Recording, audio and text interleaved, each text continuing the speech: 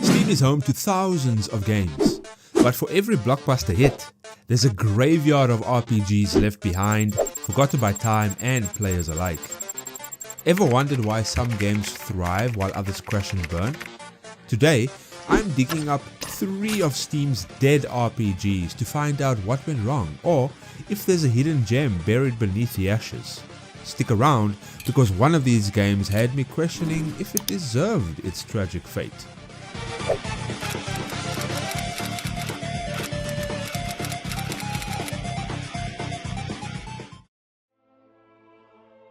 By 2008, the Gothic series was hanging on by a thread, but that thread still had die-hard fans clinging to it with both hands. Gothic 1 and 2 had built a cult following thanks to their dense worlds, brutal challenge and unapologetically jank charm. Even Gothic 3, which shipped as a buggy, bloated mess, still managed to carve out a corner of love from RPG veterans. With modding, community patches and enough patience, fans could almost convince themselves it was the epic finale they had hoped for. But there was one problem. Gothic 3 didn't really end. It had choices, sure, and multiple faction paths, but the final moments left the door wide open. Did the nameless hero rule? Did Zardas win? Did anything actually matter? It wasn't closure, it was a cliffhanger. Enter Forsaken Gods, a standalone expansion designed to wrap everything up in a neat little package. That was the promise. One more chapter. Not a full game, but an epilogue. Smaller scope, tighter story, refined systems. Maybe even some long overdue polish to Gothic 3's aging engine. At the time when fans were desperate for closure, Forsaken Gods sounded like a dream scenario. Return to Mortana one last time, reunite with old friends and finally decide the fate of the world. 3 games in the making. Joe Wood, the publisher behind Gothic 3, pitched it as a, quote, final tale, end quote. They promised improved combat mechanics, smarter AI, and reworked systems based on fan feedback. This wasn't a cash grab, they claimed. Oh no. This was a love letter. The ultimate patch. A short and sweet goodbye. And it had potential. At least on the surface. The map was more compact, focusing on Mortana's heartlands. That meant fewer fetch quests, tighter encounters and a faster pace. No more endless wandering through the barren landscapes just to deliver letters. The goal was to concentrate the experience, trim the fat that weighed Gothic 3 down. Most importantly, fans were told their choices mattered. If you supported the Orcs or Rebels in Gothic 3, Forsaken Gods would reflect that. If you sided with Zardas or rejected him, that would also shape the story. It was supposed to be a personal, reactive conclusion. The cherry on top of a legendary trilogy.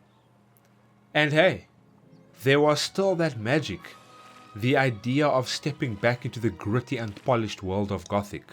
Seeing what became of Gorn, Lester, Diego and the rest, that alone had people cautiously optimistic. So no, Forsaken Gods didn't launch to massive hype, but it had curiosity. It had hope. A chance to finally put a messy saga to rest with something, hell, anything resembling closure. And then it launched. And the real story began. Gothic 3 Forsaken Gods didn't just stumble at launch. It fell flat on its face. It skidded across the dirt and somehow managed to light itself on fire in the progress. From the moment it released, it was clear. Something had gone terribly wrong. And not just normal Gothic levels of wrong. We are talking next level disaster. The kind that makes fans wonder if it was an actual prank or sabotage. Right out of the gate, the bugs were worse than ever. NPCs would float through the air, enemies would spaz out mid-combat, and quests, half of them didn't work. Dialogue would glitch, cutscenes wouldn't trigger, main story events were either missing, broken, or led to dead ends. One bug even caused the final confrontation, the actual climax of the entire trilogy, to not fire properly. Imagine playing through 3 full Gothic games just to get blueballed by a script error.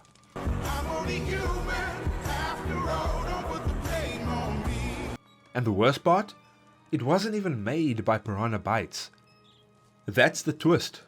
Forsaken Gods was outsourced by publisher Joe Wood to an Indian studio called Trin Games, a studio that had almost no experience in the genre, no familiarity with Gothic's world, its mechanics or its lore. They were handed the source code to Gothic 3, which was already a tangled mess of bugs and half-finished systems, and told, "Good luck." It was like giving someone the wreckage of a half-sunk cruise ship and ask them to build a lighthouse. I mean, the results were a Frankenstein monster of recycled assets, broken combat, and story decisions that made absolutely no sense. Fan favorite characters were written completely out of character. Dialogue was awkward, contradictory, or just missing altogether. Entire towns were rearranged without explanation. It felt like a bad Gothic fanfic, except less coherent. Why isn't it possible? It's just not. Why not, you stupid bastard? And that promise of choices carrying over? Total lie. Forsaken Gods didn't recognize any of your decisions from Gothic 3, no matter what path you took. The game starts with the nameless hero suddenly angry and power hungry, for no explained reason. All of your efforts in the previous game erased in one lazy cutscene. Even hardcore Gothic fans, people who defended Gothic 3 with their lives, were furious. The community tried to salvage it like always. A community patch eventually cleaned up a lot of the mess, fixed bugs, rewrote parts of the script, but by then it was too late. The game's reputation was in the toilet. That shit is fucking trash, dog. Get the fuck off the airwaves. And worse still, it tarnished the franchise's legacy. This was supposed to be the final word on Gothic, the thing that tied the bow. Instead, it ended the saga in a way so sloppy, so rushed, that it actively undid fan goodwill. Joe Wood took the backlash and doubled down. They tried to pivot Gothic into something new with Arcania, another infamous disaster, but that's another story. By the time Piranha Bytes got back to making games, the Gothic name was radioactive. Forsaken Gods wasn't just a bad expansion, it was a betrayal. A lazy cash-in that left fans feeling lied to and abandoned. It took a messy but loved trilogy and gave it the worst possible ending. In the end, it didn't just fail to redeem Gothic 3, it made everything worse.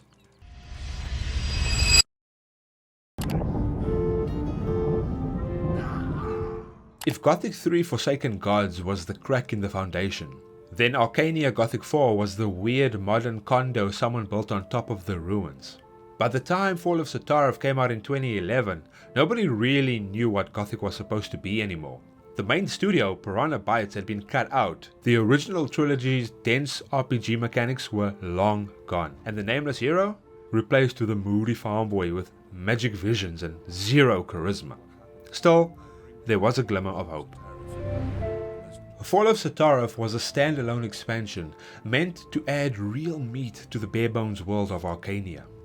More importantly, it promised to finally give players control of other characters. A first for the Gothic series, mind you. You'd get to step into the boots of Diego, Gorn and Lester, fan favourites who'd been reduced to sidekick status in the base game. It felt like a chance to reconnect with the Gothic legacy, even if it was only for a few hours. The setup was simple. A demon had possessed the king, who used to be the old nameless hero. Yes, really.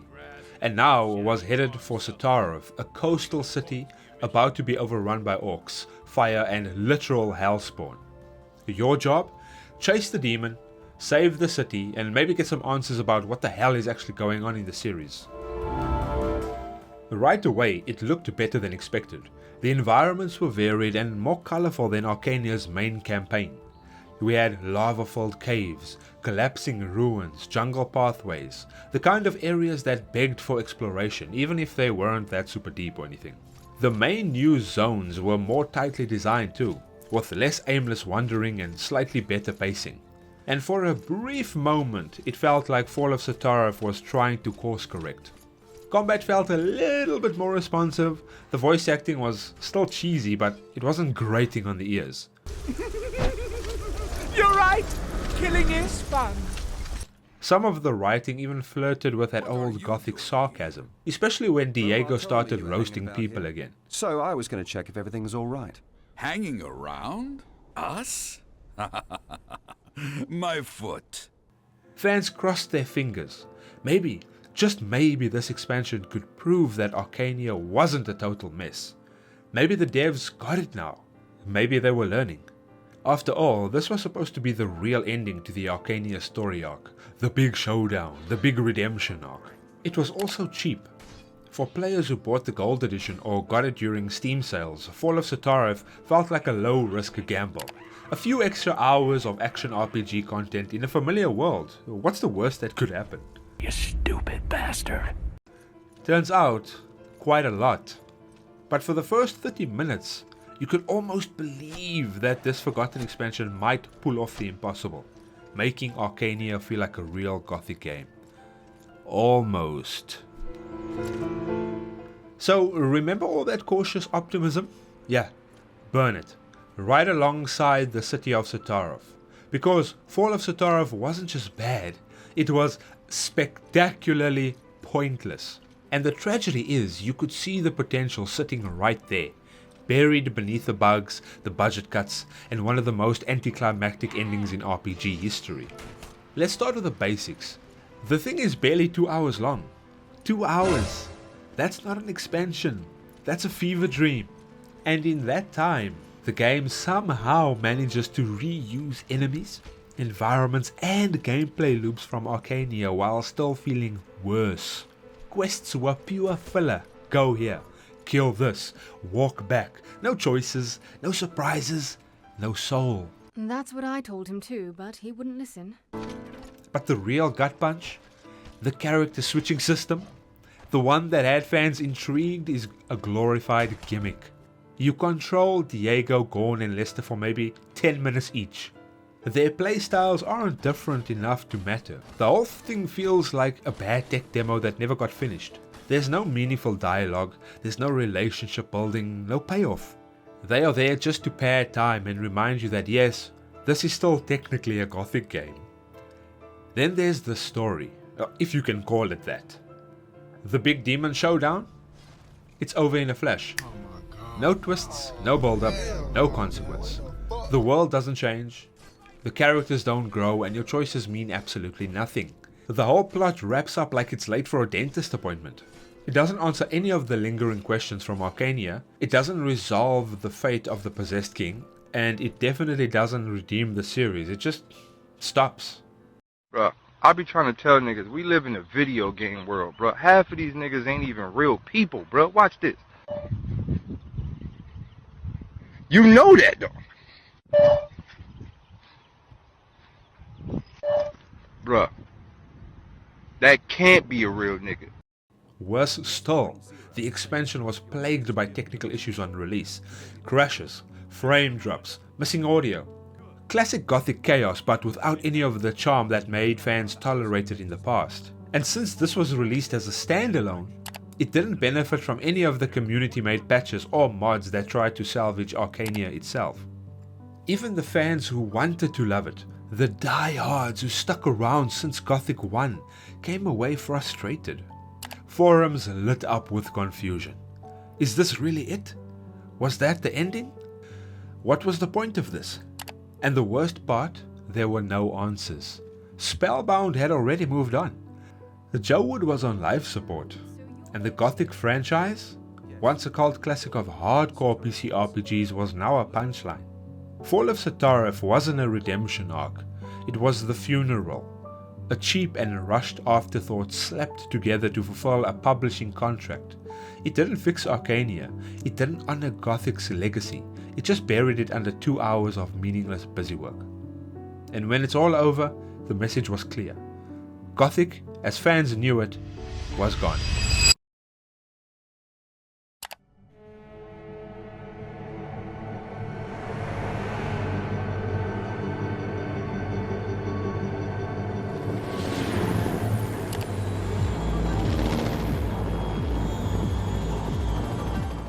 The original Deus Ex wasn't just good, it was a generational flashpoint. The kind of game that didn't just break genre boundaries, it sneered at them. A gritty cyberpunk RPGs where choice truly mattered, where every level felt like a puzzle box, and where conspiracies ran deeper than your RAM could handle. So when Deus Ex Invisible War was announced, the hype wasn't casual, it was biblical. This wasn't just another sequel, it was the sequel. The one that would carry the weight of PC gaming's messiah on its shoulders. And on paper, it sounded promising. New protagonist, a new engine, new setting, post-global collapse. The original's sprawling story had fractured the world, and Invisible War was going to explore what came next. You play as Alex D, a product of the next generation of biomodified operatives, navigating a fragmented Earth ruled by shadowy factions. The pitch was bold, and visually, it looked decent. The game ran on Unreal Engine 2, and early previews boasted real-time lighting, dynamic shadows and destructible environments. Big upgrades for the time. Console players, especially the Xbox owners, were excited. They were finally going to experience the Deus Ex universe on their couch. Warren Spector and Ion Storm Austin weren't just trying to recreate the game. No. They were trying to refine it, to make it more accessible. They wanted to streamline inventory, simplify augmentations, and tighten up level design to avoid the "where do I even go" syndrome some players had in the original. And in fairness, they did nail some of these things. The voice acting, surprisingly solid. You must be the captain who goes down with the ship. In a manner of speaking. We won't hand our research over to fanatics, not without a fight. Something's happening. Another squad of terrorists. The faction system was actually kinda cool. You could play sides off each other, you could betray allies or just work towards your own shadowy goals. Plus all the philosophical grey areas, oh, they were still there. You weren't saving the world as so much choosing how it would be reshaped. For newcomers, Invisible War didn't seem like a betrayal, it looked like a solid cyberpunk RPG. Reviewers at launch were mostly positive, it scored well with major outlets, ranging from the low 80s to the 90s. Critics praised the branching narrative, the setting and the ambition, and there were still glimpses of brilliance in the dialogue and story twists. But if you were a returning fan, something felt off. Still, no one wanted to admit it, not yet. This was Deus Ex. You wanted it to succeed. You told yourself the loading screens weren't that bad, that the tiny cramped hubs were a design choice, that the weird unified ammo system was fine. That fall hadn't happened yet, but make no mistake, the cracks were forming. And when they split open, they hit hard. By the time fans finished Invisible War, one thing was clear. This wasn't Deus Ex. Well, not really. It wore the trench coat, it had the gravelly monologues, it tossed around the words like nanites and the Illuminati, but under the surface it was hollow, like a clone with no soul. The downfall? Oversimplification. In trying to appeal to a broader audience, especially to the Xbox market, Ion Storm stripped away the very DNA that made Deus Ex special. Let's start with the levels. Gone with the sprawling labyrinthian maps of the original, replaced with bite-sized claustrophobic spaces, the kind of levels that screamed loading zone ahead after 5 steps. You couldn't even lose yourself anymore in the cities. They were just these corridors dressed up as urban hubs. And then there was the ammo system. Oh god. One ammo type for every weapon? Shotguns, rocket launchers, pistols, all sipping from the same pool. It was baffling. Fans weren't looking for realism, but this was cartoonish. It turned every decision into the same decision. Do I shoot or not? The tension, the resource management, it all disappeared. The biomod system, once a playground of experimentation, was neutered as well. You could only install a few at a time. And instead of giving you wildly different ways to approach situations, most mods just gave you passive bonuses, stronger melee, better vision. It felt like you were equipping perks in Call of Duty, then instead of upgrading a post-human agent. And the storytelling? Oh lord, it tried. The game still dealt with complex themes, transhumanism, surveillance ideology, but everything was delivered with the subtlety of a brick to the face. Characters weren't nuanced, they were mouthpieces. Here's the faction that wants the techno-utopia. Here's the one that wants order. Here's the one that wants chaos, I guess. Worse yet, choices barely mattered. The original Deus Ex made you feel like every decision had consequences. In Invisible War, the endings were glorified light switches. Pick a button, watch a cinematic, no real weight. Fans felt burnt. This wasn't the deep cerebral RPG they had fallen in love with. This was Deus Ex Light, and they let the developers know. Message boards lit up. Reviewers who had originally praised the game began to backpedal. The PC community especially was vocal. Mods tried to salvage what they could, but the damage was done. Even Warren Spector, the face of the series, admitted later that compromises made for console compatibility hurt the design. Invisible War became a cautionary tale, proof that streamlining for a bigger audience can sometimes kill the very thing people loved in the first place.